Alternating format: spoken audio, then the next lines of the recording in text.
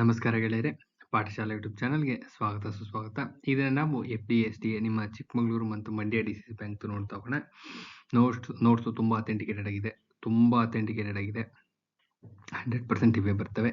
100% ಇವೇ ಬರ್ತವೆ. ಅಚ್ಚುಕಟ್ಟಾಗಿ ಓದ್ಕೊಂಡು ಹೋಗಿ ಒಂದು ಶಾರ್ಟ್ ನೋಟ್ಸ್ ಮಾಡಿ ಇಟ್ಕೊಳ್ಳಿ ಅಂತ ಹೇಳ್ತೀನಿ. ಶಾರ್ಟ್ ನೋಟ್ಸ್ ಮಾಡಿ ಇಟ್ಕೊಳ್ಳಿ ಪಾರ್ಟ್ 1 ಹಾಗೆ ಕಂಟಿನ್ಯೂಷನ್ ಪಾರ್ಟ್ ನೀಟಾಗಿ 1 2 3 4 5 6 7 ಅಂತ ಇದೆ. ಹಾಗೆ ಶಾರ್ಟ್ ನೋಟ್ಸ್ ಮಾಡಿ ಇಟ್ಕೊಳ್ಳಿ. ಇದು ಕೇವಲ ನಿಮ್ಮ ಮಂಡ್ಯ ಮತ್ತು ಚಿಕ್ಕಮಗಳೂರು DCC ಬ್ಯಾಂಕ್ ಅಷ್ಟೇ ಅಲ್ಲ, ಸಿಲೆಬಸ್ ಇಲ್ಲೇ ಇದೆ, ಕಾಣಿಸ್ತಾ ಇದೆಯಲ್ಲ. ನಿಗದಿಪಡಿಸಿದ ವಿಷಯಗಳು ಮತ್ತು ಅಂಕಗಳು ಕನ್ನಡ ಎಲ್ಲಿಗೆ ಓದ್ಬೇಕು ನಿಮಗೆ ಗೊತ್ತಾಗುತ್ತೆ. KPSC ಇದೆಯಾ ಇಲ್ವಾ ಅಂತ. ಕೋಆಪರೇಷನ್ 5 ಮಾರ್ಕ್ಸ್ ಬಂದೇ ಬರುತ್ತೆ. English 35 marks. ಕಾನ್ಸ್ಟಿಟ್ಯೂಷನ್ ಇರುತ್ತೆ. ಕಾನ್ಸ್ಟಿಟ್ಯೂಷನ್ ಏನಿಲ್ಲ ಅಂದ್ರೂ 15 ಮಾರ್ಕ್ಸ್ ಬಂದೇ ಬರುತ್ತೆ ಬೇರೆ ಎಕ್ಸಾಮ್ಸ್ಗೆ. ಇನ್ GK 5 to 10 ಮಾರ್ಕ್ಸ್ ತೆಗಿತಾರೆ. ಸೊ ಇದು ಎಲ್ಲ ಎಕ್ಸಾಮ್ಸ್ಗೂ ಆಗುತ್ತೆ, ಪ್ರತಿಯೊಂದು ಎಕ್ಸಾಮ್ಸ್ಗೂ ಆಗುತ್ತೆ. ಸೊ ಎಲ್ಲರೂ ಫಾಲೋ ಮಾಡಿ ಅಂತ ಹೇಳ್ತಾ ವಿಡಿಯೋನ ಮ್ಯಾಕ್ಸಿಮಮ್ ನಂಬರ್ ಪೀಪಲ್ ಶೇರ್ ಮಾಡಿ, ಎಲ್ಲರಿಗೂ ರೀಚ್ ಆಗಲಿ ಅಂತ ಹೇಳ್ತಾ ವಿಡಿಯೋನ ಪ್ರಾರಂಭಿಸೋಣ. ಯಾರೆಲ್ಲ ಸಬ್ಸ್ಕ್ರೈಬ್ ಆಗಿಲ್ಲ ಸಬ್ಸ್ಕ್ರೈಬ್ ಆಗಿ, ಸಬ್ಸ್ಕ್ರಿಪ್ಷನ್ ಫ್ರೀ ಇರುತ್ತೆ. ಸೊ ವಿಡಿಯೋದೊಳಗಡೆ ಹೋಗೋಣ, ಸ್ಟಾರ್ಟ್ ಮಾಡೋಣ. ಫಸ್ಟ್ ಪೋರ್ಷನ್ನು ಇಂಗ್ಲೀಷ್ ನೋಡ್ತಾ ಹೋಗೋಣ. ಸಿನೋನಿಮ್ಸ್ ಅಂದರೆ ಸಮಾನಾರ್ಥಕ ಪದಗಳು. ಇದರಲ್ಲಿ ನೀವು ಮಾಡಬೇಕಾಗಿರೋದು ಇಷ್ಟೇ, ಯಾವ ಪದಕ್ಕೆ ಯಾವುದು ಈಕ್ವಲೆಂಟ್ ಮೀನಿಂಗ್ ಇದೆ, ಸಿನೋನಿಮ್ಸ್ ಯಾವುದು ಅಂತ ಒಂದು ಶೀಟಲ್ಲಿ ಬರ್ಕೊಳ್ಳಿ, ಒಂದು ಬುಕ್ಕಲ್ಲಿ ಅಚ್ಚುಕಟ್ಟಾಗಿ ಬರೆದಿಟ್ಕೊಳ್ಳಿ. ಯಾವುದಕ್ಕೆ ಯಾವುದು ಅಂತ ಡೈಲಿ ಒಂದು 10 ವರ್ಡ್ಸ್ ಪ್ರಾಕ್ಟೀಸ್ ಮಾಡಿ ಅಷ್ಟೇ. ಅದಕ್ಕಿಂತ ಜಾಸ್ತಿ ಯಾವುದೇ ಕಾರಣಕ್ಕೂ ಬೇಡ, ತಲೆಯಲ್ಲಿ ಉಳಿಯೋದಿಲ್ಲ. ಇದೊಂದು 10, ಆಂಟೋನಿಮ್ಸ್ ಒಂದು 10, ಇಡಿಯಮ್ಸ್ ಒಂದು 10, ಆಮೇಲೆ ನಿಮ್ಮ ಒನ್ ವರ್ಡ್ ಸಬ್ಸ್ಟಿಟ್ಯೂಷನ್ ಒಂದು 10, ಈ ಥರ ಒಂದು 10 ಡೈಲಿ ಪ್ರತಿದಿನ ಯಾವುದೇ ಕಾರಣಕ್ಕೆ ಮಿಸ್ ಮಾಡ್ದಂಗೆ ಬೆಳಗ್ಗೆ ಒಂದ್ಸತಿ ಸಂಜೆ ಒಂದ್ಸತಿ ತೆಗೆದು ನೋಡ್ತಾ ಇದ್ರೆ ಪಕ್ಕಾ ಹೋಗ್ತೀರಾ. ಸೊ ನೋಡ್ತಾ ಹೋಗೋಣ. ಇದರಲ್ಲಿ ಯಾವುದೇ ರೀತಿಯಾದಂಥ ಎಕ್ಸ್ಪ್ಲನೇಷನ್ ಅಗತ್ಯ ಇಲ್ಲ, ನೋಡ್ತಾ ಹೋಗೋಣ. ಡೆಸಿಮಿನೇಟಿಂಗ್ಗೆ ಸಿನೋನಿಮ್ಸ್ ಯಾವುದಪ್ಪ ಅಂದರೆ ಸ್ಪ್ರೆಡ್. ಎಂಡೇರ್ಮೆಂಟ್ಗೆ ಟೆಂಡರ್ನೆಸ್ಸು. ಇನ್ನು ವರ್ಬ್ಗೆ ಬೊಯನ್ಸಿ. ರಿಲ್ಯಾಕ್ಸ್ಡ್ಗೆ ಅಸೋಸಿಯೇಟೆಡ್ ಅಂತ. ಇವೆಲ್ಲ ಸಮಾನಾರ್ಥಕ ಪದಗಳು. ಇನ್ನು ಅಫ್ಲೂಯೆಂಟ್ಗೆ ಪ್ರಾಸ್ಪರಸ್ಸು. ಇನ್ಫ್ರೀಕ್ವೆಂಟ್ಗೆ ಸಮ್ಟೈಮ್ಸು. ಡಿಸ್ಟಿಂಗ್ವಿಷ್ಗೆ ಡಿಫ್ರೆನ್ಶಿಯೇಟು. ಗ್ರಾಟಿಫೈಗೆ ಪ್ಯಾಸಿಫೈ. ಪೆಂಚೆಂಟ್ಗೆ ಲೈಕು. ಬಾರ್ಟರ್ಗೆ ಎಕ್ಸ್ಚೇಂಜು. ಇಲ್ಲಿ ನೋಡ್ಬೋದು ನೀವು ರೈಲ್ವೇಸ್ದು ಬ್ಯಾಂಕಿಂಗ್ ಆಗಿರ್ಬೋದು, ಸ್ಟೆನೋಗ್ರಾಫರ್ಸ್ದು, UDC ಎಕ್ಸಾಮ್ಸ್ದು ಎಲ್ಲ ಪ್ರೀವಿಯಸ್ ಇಯರ್ ಕ್ವಶನ್ ಪೇಪರಿಂದ ತೆಗೆದಿರ್ತಕ್ಕಂಥದ್ದು. ಇದು ಪ್ರೀವಿಯಸ್ ಇಯರ್ ಕ್ವಶನ್ ಪೇಪರ್ಸಿಂದ ತೆಗೆದಿರ್ತಕ್ಕಂಥದ್ದು. ಇದು ತುಂಬ ಇಂಪಾರ್ಟೆಂಟು, ತೀರಾ ಇಂಪಾರ್ಟೆಂಟು. ನಿಮಗೆ ಲಾಸ್ಟಲ್ಲಿ ಗೊತ್ತಾಗುತ್ತೆ, ಸಿಲೆಬಸ್ ಕಂಪ್ಲೀಟ್ ಆದಾಗ ಗೊತ್ತಾಗುತ್ತೆ. ತೀರಾ ಇಂಪಾರ್ಟೆಂಟ್ ಕ್ವಶನ್ಸ್ ಅಷ್ಟೇ ತೆಗೆದಿರೋದು. So most repeated and important ಆಗಿರ್ತಕ್ಕಂಥದ್ದು ಎಲ್ಲ ಇವೇ ಬರ್ತವೆ, ಪ್ರಾಕ್ಟೀಸ್ ಮಾಡಿ ಅಷ್ಟೇ. ಇನ್ನು ಟರ್ಮಿನೇಟ್ಗೆ ಎಂಡು ಸಿನೋನಿಮ್ಸು. ಆಬ್ಜೆಕ್ಟ್ಗೆ ಡಿಸಪ್ರೂವ್. ಹಗಲ್ಗೆ ಬಾರ್ಗೇನು. ಅಡ್ವರ್ಸಿಟಿಗೆ ಮಿಸ್ಫಾರ್ಚ್ಯೂನು. ಕ್ಯಾಂಡಿಡ್ಗೆ ಫ್ರಾಂಕು. ಎಪಿಮಿರಲ್ಗೆ ಶಾರ್ಟ್ ಲಿವಿಂಗ್. ಇನ್ನು ಟ್ಯಾಸಿಟರ್ನಿಟಿಗೆ ರಿಸರ್ವ್. ಬ್ಲೇತ್ಗೆ ಜಾಯಸ್ಸು. ಅಡ್ಮಿಟ್ಗೆ ಅಕ್ಸೆಪ್ಟು. ಎಲಿಸಿಟ್ಗೆ ಎಕ್ಸ್ಟ್ರಾಕ್ಟು. ಗ್ರೇವ್ಗೆ ಸಾಲೆಮ್ನು. ಪೋಟ್ರೆಗೆ ಡ್ರಾ. ಇನ್ನು ಈಗ ನಿಮ್ಮ ಆಂಟೋನಿಮ್ಸ್ ನೋಡ್ತಾ ಹೋಗೋಣ. ಆಂಟೋನಿಮ್ಸ್ ಅಂದರೆ ವಿರುದ್ಧಾರ್ಥಕ ಪದಗಳು. ಅನ್ಸ್ಟೇಬಲ್ಗೆ ಸ್ಟಡಿ, ಒಂದು ಶೀಟಲ್ಲಿ ಬರ್ಕೊಂಡು ಹೋಗ್ಬೇಕಷ್ಟೇ. ವ್ಯಾಲಿಡೇಟ್ಗೆ ಡಿಸಪ್ರೂವ್. ಲೆಂಡ್ಗೆ ಬಾರೋ. ಜುಡಿಷಿಯಸ್ಗೆ ಇಂಡಿಸ್ಕ್ರೀಟ್. ಜಕ್ಸ್ಟ್ರಾಪೊಸಿಷನ್ಗೆ separation. ಪಾಸಿಟಿಗೆ surplus.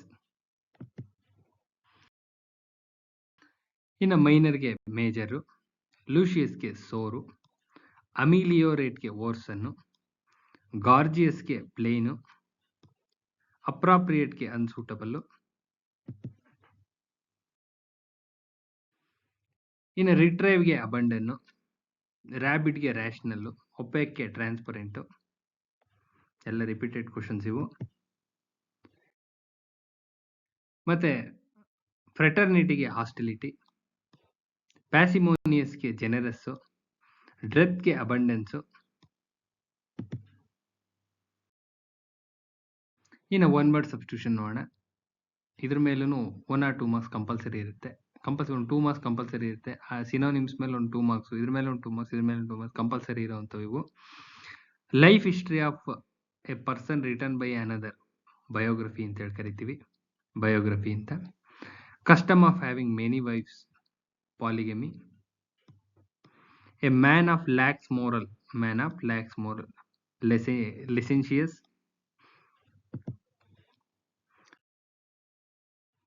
To cause a troops etc. to spread out the readiness for a battle, deploy ಅಂತ ಹೇಳಿ ಕರಿತೀವಿ ಇದನ್ನ, ಡೆಪ್ಲಾಯ್ ಅಂತ. one who forcibly seizes control a bus or an aircraft, ಹೈಜಾಕರ್ಸ್ಗೆ ಈ ರೀತಿ ಕರೀತಾರೆ. the act of killing one's wife, ಅಕ್ಸೋರಿಸೈಡ್ ಅಂತ ಹೇಳಿ ಕರೀತಾರೆ. government by a nobles, aristocracy. Anything written in a letter, it is signed, after it is signed, postscript ಅಂತ ಹೇಳಿ ಕರೀತಾರೆ, postscript ಅಂತ. strong and settled dislike between two persons is called as antipathy, ಗೆ ಈ ರೀತಿ ಕರೀತಾರೆ.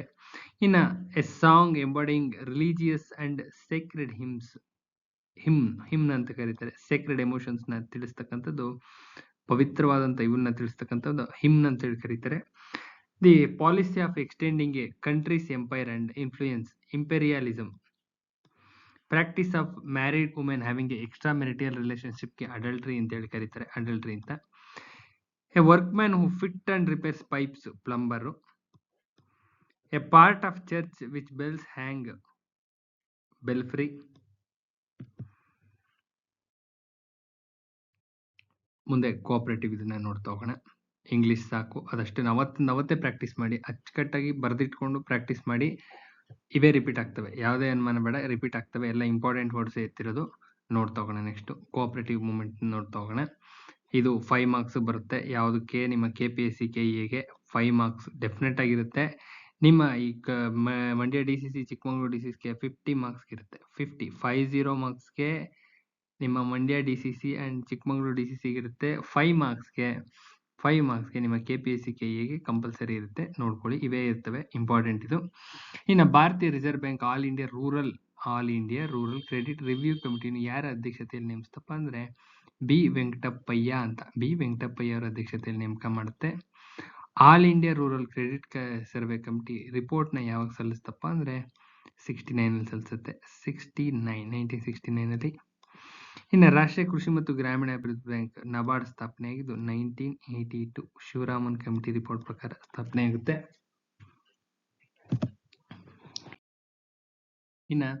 ರಾಷ್ಟ್ರೀಯ ಕೃಷಿ ಗ್ರಾಮೀಣಾಭಿವೃದ್ಧಿ ಬ್ಯಾಂಕ್ ಇದ್ರ ಉದ್ದೇಶ ಏನಾಗಿತ್ತಪ್ಪ ಅಂದ್ರೆ ಕೃಷಿ ಮತ್ತು ಗ್ರಾಮೀಣ ಅಭಿವೃದ್ಧಿಗೆ ಹಣಕಾಸು ನೆರವನ್ನು ನೀಡೋದು ಇದರ ಮುಖ್ಯವಾದಂತ ಉದ್ದೇಶ ಆಗಿರುತ್ತೆ. ರಾಷ್ಟ್ರೀಯ ಕೃಷಿ ಮತ್ತು ಗ್ರಾಮೀಣಾಭಿವೃದ್ಧಿ ಬ್ಯಾಂಕ್ ಇದು ಏನಾಗಿರುತ್ತಪ್ಪ ಅಂದ್ರೆ ರಾಷ್ಟ್ರೀಯ ಕೃಷಿ ಮತ್ತು ನಬಾರ್ಡ್ ಒಂದು ಏನಪ್ಪಾ ಅಂದ್ರೆ ಕೃಷಿ ಮತ್ತು ಗ್ರಾಮೀಣ ಅಭಿವೃದ್ಧಿಗೆ ಹಣಕಾಸಿನ ನೆರವು ನೀಡುವ ರಾಷ್ಟ್ರೀಯ ಶೃಂಗಸಂಸ್ಥೆಯಾಗಿದೆ. ಇದು ಸರಿಯಾದಂತ ಉತ್ತರ ಇದೇನೆ. ರಾಷ್ಟ್ರೀಯ ಡೈರಿ ಅಭಿವೃದ್ಧಿ ಮಂಡಳಿ NDDB ಯಾವಾಗ ಸ್ಥಾಪನೆ ಆಯಿತು ಅಂತ ಕೇಳ್ತಾ ಇರ್ತಾರೆ. NDDB ಸ್ಥಾಪನೆ ಆಗಿದ್ದು 1965 ಅಲ್ಲಿ. NDDB ಸ್ಥಾಪನೆ ಆಗಿದ್ದು 1965 ನಲ್ಲಿ. ರಾಷ್ಟ್ರೀಯ ಡೈರಿ ಅಭಿವೃದ್ಧಿ ಮಂಡಳಿ NDDB ಉದ್ದೇಶ ಏನು ಅಂತ ಕೇಳ್ತಾ ಇರ್ತಾರೆ. ಕೃಷಿಕರ ಸಹಕಾರ ಸಂಸ್ಥೆಗಳಿಗೆ ಹೈನುಗಾರಿಕೆಗೆ ಕೃಷಿ ಪೂರಕ ಉದ್ದೇಶಗಳಿಗೆ ಪ್ರೋತ್ಸಾಹ ಕೊಡೋದು, ಹಣಕಾಸಿನ ಬೆಂಬಲ ಕೊಡೋದಾಗಿರುತ್ತೆ. ಉತ್ತರ ಆ ಸರಿಯಾದಂತ ಉತ್ತರ. ಅಮೂಲ್ನ ವಿಸ್ತರಿಸಿ ಬರೆದ್ರೆ ಇಂಪಾರ್ಟೆಂಟ್ ಇದೆ. ಅಮೂಲ್ನ ವಿಸ್ತರಿಸಿ ಬರೆದ್ರೆ ಆನಂದ್ ಮಿಲ್ಕ್ ಯೂನಿಯನ್ ಲಿಮಿಟೆಡ್ ಅಂತ. ಆನಂದ್ ಮಿಲ್ಕ್ ಯೂನಿಯನ್ ಲಿಮಿಟೆಡ್ಗೆ ಅಮೂಲ್ ಅಂತ ಹೇಳಿ ಕರೀತಾರೆ. ಅಮೂಲ್ ಇದು ಒಂದು ಡ್ಯಾಶ್ ಏನಪ್ಪಾ ಅಂದ್ರೆ ಹಾಲು ಮತ್ತು ಹಾಲಿನ ಉತ್ಪನ್ನಗಳ ಒಂದು ಬ್ರಾಂಡ್ ಹೆಸರಾಗಿರುತ್ತೆ. NCDC ರಾಷ್ಟ್ರೀಯ ಸಹಕಾರ ಅಭಿವೃದ್ಧಿ ನಿಗಮ ಸ್ಥಾಪನೆಯಾಗಿದ್ದು 1963 ನಲ್ಲಿ. ಭಾರತ ರಾಷ್ಟ್ರೀಯ ಸಹಕಾರ ಯೂನಿಯನ್ NCUI ಅಂತ ಹೇಳಿ ಕರೀತಾರೆ.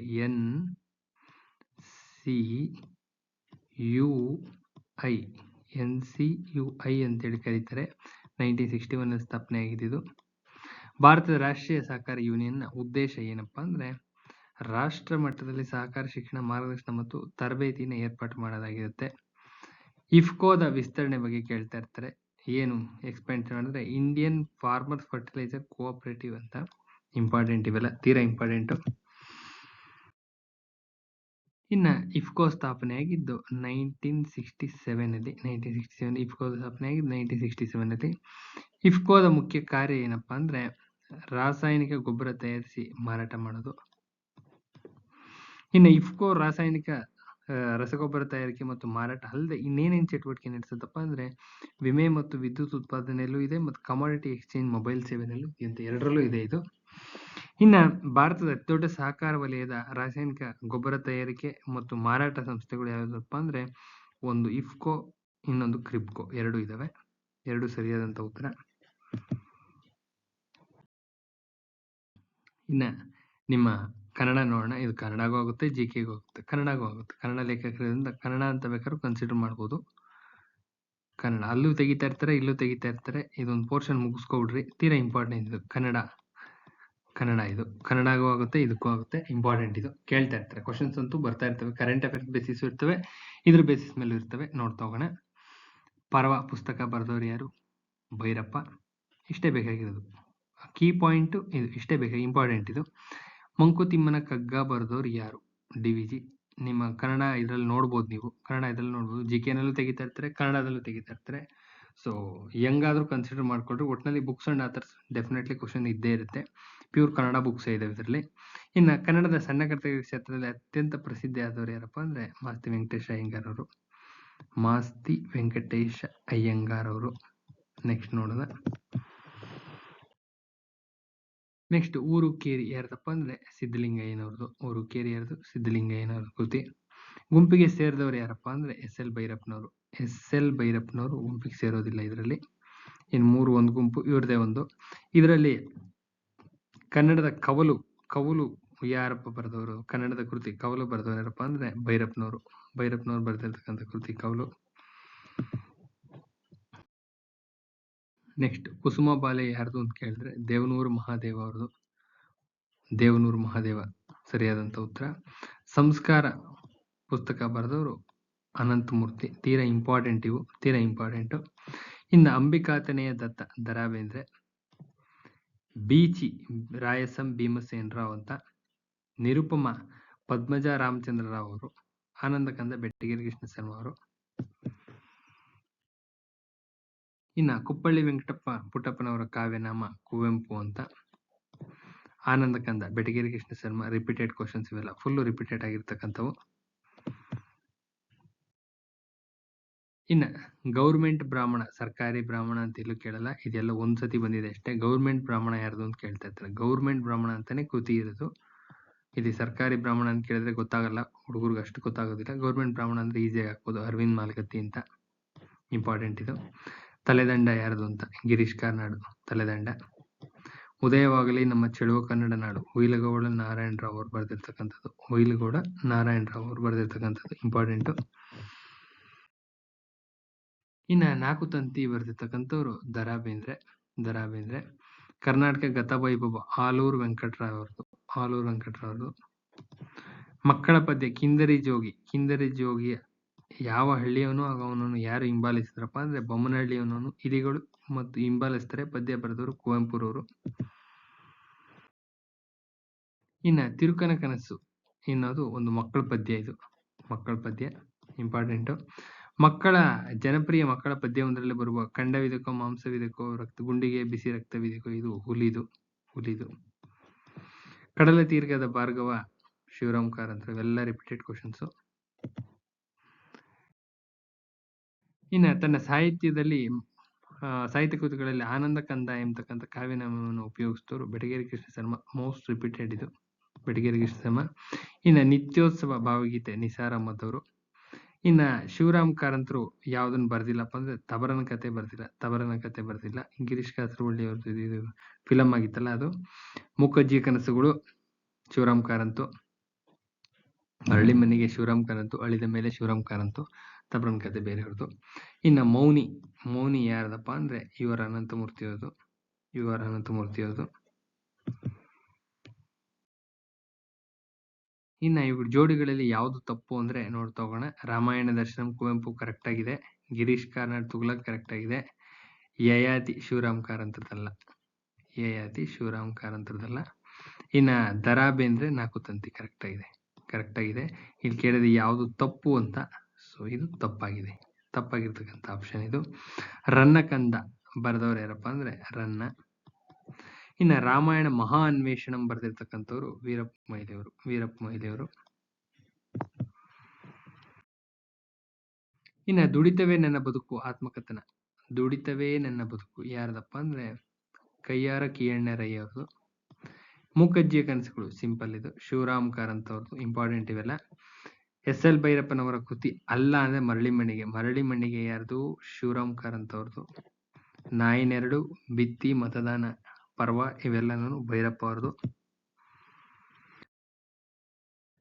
ಇನ್ನ ನಿಮ್ಮ ಕಾನ್ಸ್ಟಿಟ್ಯೂಷನ್ ಕಂಟಿನ್ಯೂಷನ್ ಪಾರ್ಟ್ ನೋಡ್ತಾ ಹೋಗೋಣ. ಕಾನ್ಸ್ಟಿಟ್ಯೂಷನ್ ಅಲ್ಲಿ ಕಂಟಿನ್ಯೂಷನ್ ಪಾರ್ಟ್ ನೋಡ್ತಾ ಇರೋದು. ಭಾರತ ಸಂವಿಧಾನವು ತನ್ನ ನಾಗರಿಕರಿಗೆ ಧರ್ಮ ಸ್ವಾತಂತ್ರ್ಯದ ಹಕ್ಕನ್ನ ಎಲ್ಲಿಂದ ಎಲ್ಲಿವರೆಗೂ ಕೊಟ್ಟಿದೆ ಅಂತ ಕೇಳ್ತಾ ಇರ್ತಾರೆ. 25ರಿಂದ 28. ಭಾರತ ಸಂವಿಧಾನದಲ್ಲಿ ಎಷ್ಟು ಬಗೆಯ ಮೂಲಭೂತ ಹಕ್ಕನ್ನು ಗುರುತಿಸಲಾಗಿದೆ ಅಂದ್ರೆ 6 ಬಗೆಯ ಮೂಲಭೂತ ಹಕ್ಕನ್ನು ಗುರುತಿಸಲಾಗಿದೆ. ಇನ್ನು ಸಂವಿಧಾನದ ಯಾವ ವಿಧಿಯು ಅಸ್ಪೃಶ್ಯತೆಯನ್ನ ತೊಡೆದ? ಅಬಾಲಿಷನ್ ಆಫ್ ಅನ್ಟಚಬಿಲಿಟಿ ಅಂತ ಹೇಳಿ ಕರಿತೀವಿ. Abolition of untouchability 17.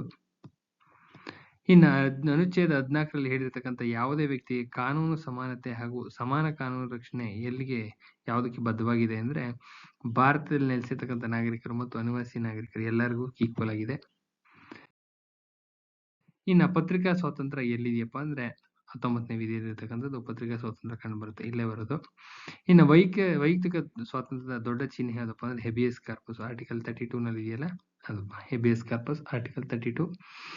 ಕೆಳಗಿನವುಗಳಲ್ಲಿ ಮೂಲಭೂತ ಹಕ್ಕು ಅಲ್ಲ ಯಾವ್ದಪ್ಪ ಅಂದ್ರೆ ಮುಷ್ಕರದ ಹಕ್ಕು ಮೂಲಭೂತ ಹಕ್ಕು ಅಲ್ಲ. ಮಿಕ್ಕಿದವೆಲ್ಲ ಮೂಲಭೂತ ಹಕ್ಕುಗಳು. ಇನ್ನು ಅಸ್ಪೃಶ್ಯತೆಯನ್ನ ರದ್ದು ಮಾಡಲಾಗಿದೆ ಹಾಗೂ ಅದರ ಆಚರಣೆ ಶಿಕ್ಷಾರ್ಹ ಅಪರಾಧ ಅಂದ್ರೆ ಆರ್ಟಿಕಲ್ 17 ಅಬಾಲಿಷನ್ ಆಫ್ ಅನ್ಟಚಬಿಲಿಟಿ 17. ಯಾವುದನ್ನ ಸಂವಿಧಾನದ ಅಡಿಯಲ್ಲಿ ಖಚಿತಪಡಿಸಲಾಗಿಲ್ಲ ಅಂದ್ರೆ ಆಸ್ತಿ ಹಕ್ಕನ್ನು ಹೊಂದುವ ಮತ್ತು ವಿಲೇವಾರಿ ಮಾಡುವ ಸ್ವಾತಂತ್ರ್ಯ. ಇದನ್ನ ತೆಗೆದಿದ್ದಾರೆ, ಕಾನೂನುಬದ್ಧ ಹಕ್ಕು ಮಾಡಿದರೆ 300A ನಲ್ಲಿ. ಇಲ್ಲಿಗೆ ಈ ವಿಡಿಯೋನ ಎಂಡ್ ಮಾಡ್ತಾ ಇದ್ದೀನಿ. ವಿಡಿಯೋ ತುಂಬಾ ಲೆಂತಿ ಆಗುತ್ತೆ ಅಂತ ಹೇಳಿ ಸ್ಟಾಪ್ ಮಾಡ್ತಾ ಇದ್ದೀನಿ. ನಾಳೆ ಮತ್ತೆ ಕಂಟಿನ್ಯೂ ಮಾಡೋಣ. ಇದೇ ಪಾರ್ಟ್ನ ಕಂಟಿನ್ಯೂಷನ್ ಪಾರ್ಟ್ನ ಕಂಟಿನ್ಯೂ ಮಾಡೋಣ ಅಂತ ಹೇಳ್ತಾ, ಯಾರೆಲ್ಲ ಚಾನಲ್ ಸಬ್ಸ್ಕ್ರೈಬ್ ಆಗಿಲ್ಲ ದಯವಿಟ್ಟು ಸಬ್ಸ್ಕ್ರೈಬ್ ಆಗಿ. ವಿಡಿಯೋಸ್ ತುಂಬಾ ಅಥೆಂಟಿಕೇಟೆಡ್ ಆಗಿದ್ದಾವೆ, ಯುಟಿಲೈಸ್ ಮಾಡ್ಕೊಳ್ಳಿ. ಮ್ಯಾಕ್ಸಿಮಮ್ ನಂಬರ್ ಆಫ್ ಪೀಪಲ್ಸ್ಗೆ ಶೇರ್ ಮಾಡಿ ಅಂತ ಹೇಳ್ತಾ ವಿಡಿಯೋನ ಎಂಡ್ ಮಾಡ್ತಾ ಇದ್ದೀನಿ. ನಾಳೆ ಮತ್ತೊಂದು ವಿಡಿಯೋ ಜೊತೆ ಭೇಟಿ ಆಗ್ತೀನಿ. ನಮಸ್ಕಾರ.